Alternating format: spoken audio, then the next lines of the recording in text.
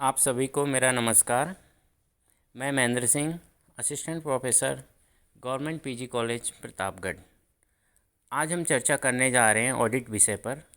और ऑडिट विषय में भी हम आज चर्चा करेंगे कंपनी अंकेक्षण के बारे में। कंपनी अधिनियम 2013 के कुछ महत्वपूर्ण सेक्शन हैं, धारा 138 से और 148 तक। तो धारा 138 से 148 कंपनियों के अंकेक्षण के संबंध में कुछ मुख्य प्रावधानों का वर्णन करती है। इन प्रावधानों को हमें सावधानीपूर्वक समझना जरूरी है, क्योंकि अंकेक्षण के संबंध में जो प्रावधान है वो व्यापक तौर पर एक व्याख्या करते हैं कि भाई किसको कंपनी विधान 2013 के अंतर्गत अंकेक्षक के रूप में नियुक्त किया जाता है ना। क्या उसकी योग्यताएं होती हैं, क्या उसकी अयोग्यताएं होती हैं, नियुक्ति करने का तरीका क्या होता है, अंकेक्षक को कैसे हटाया जाना है, या एक अंकेक्षक के कौन कौन से अधिकार या कर्तव्य होते हैं। तो ये सब किस में आते हैं, हमारे कंपनी अंकेक्षण के मुख्य प्रावधानों में।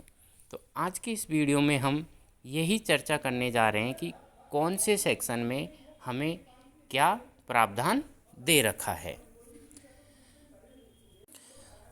तो हम एक एक करके समझने की कोशिश करते हैं कि किस सेक्शन में क्या प्रावधान है। तो सबसे पहला आता है हमारा धारा 138। धारा 138 हमें बताती है आंतरिक अंकेक्षक के बारे में कि एक आंतरिक अंकेक्षक के क्या कर्तव्य होते हैं, क्या उसके अधिकार होते हैं। ये सब हमें पता चलता है सेक्शन 138 में। उसके बाद में अगला आता है हमारा धारा 139। धारा 139 हमें बताती है कि अंकेक्षकों की नियुक्ति किस प्रकार की जाती है, कि एक कंपनी अपने कंपनी में ऑडिटर का अपॉइंटमेंट किस तरह से करती है। अगला आता है हमारा धारा 140। धारा 140 हमें यह बताता है कि जब एक कंपनी में ऑडिटर का अपॉइंटमेंट हो जाता है तो सेक्शन 140 हमें यह बताता है कि अंकेक्षकों को किस तरीके से हटाया जाना है, या फिर अंकेक्षक खुद अगर त्यागपत्र देना चाहे तो उसके क्या प्रावधान है, या फिर इसमें कोई विशेष सूचना देनी हो अंकेक्षक को। तो ये सब प्रावधान हमारे किस में हैं, धारा 140 में। अगला आता है हमारा धारा 141। धारा 141 हमें बताती है कि अंकेक्षकों की क्या क्या पात्रताएं होनी चाहिए, क्या उसकी क्वालिफ़िकेशन क्या होनी चाहिए, और डिसक्वालिफिकेशन यानी उसकी योग्यता और अयोग्यताएं क्या होती है। तो ये हमें पता चलता है सेक्शन 141 में। अगला आता है हमारा धारा 142। धारा 142 में यह प्रावधान है कि अंकेक्षकों का जो पारिश्रमिक होता है वो एक कंपनी यानी एक नियोक्ता अंकेक्षकों को किस तरीके से पारिश्रमिक देता है। ठीक है। अगला आता है हमारा धारा 143। धारा 143 हमें बताता है कि जो ऑडिटर होता है अंकेक्षकों के क्या क्या अधिकार होते हैं, अंकेक्षक के पास क्या क्या शक्तियाँ होती हैं, अंकेक्षक के कौन कौन से कर्तव्य होते हैं, और अंकेक्षण के क्या क्या मानदंड होते हैं। तो ये सब प्रावधान हमें मिलते हैं धारा 143 में। अगला हम चर्चा करते हैं धारा 144।